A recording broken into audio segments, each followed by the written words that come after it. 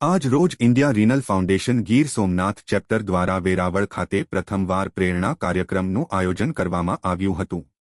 આ કાર્યક્રમમાં doctor Danish Savaliya દ્વારા ડાયાલિસિસ દરમિયાન ખોરાકમાં રાખવામાં આવતી પરેજી તથા બ્લડ પ્રેશર અને ડાયાબિટીસની નિયમિત રીતે તપાસ કરાવી અને યોગ્ય દવાઓ સમયસર લેવી તેની કાળજી કઈ રીતે રાખી શકાય તેની વિગતવાર કિડનીના દર્દી મિત્રોને માહિતગાર કરવામાં આવ્યા હતા। આ કાર્યક્રમમાં ગીર સોમનાથ ચેપ્ટરના એડવાઇઝરી મેમ્બર શ્રી જીતેન્દ્રભાઈ મહેતા તથા ડોક્ટર રાજુભાઈ કૃષ્ણાની અને જીતેન્દ્રભાઈ ભટ્ટ તથા ભાવનગર ચેપ્ટરના એડવાઇઝરી મેમ્બર શ્રી સુમિતભાઈ ઠક્કર ખાસ ઉપસ્થિત રહ્યા હતા અને આ કાર્યક્રમને સફળ બનાવ્યો હતો। કાર્યક્રમને અંતે દર્દી મિત્રોના મૂંઝવતા પ્રશ્નો ઉપર ડોક્ટર સાવલિયા દ્વારા પ્રકાશ પાડવામાં આવ્યો હતો।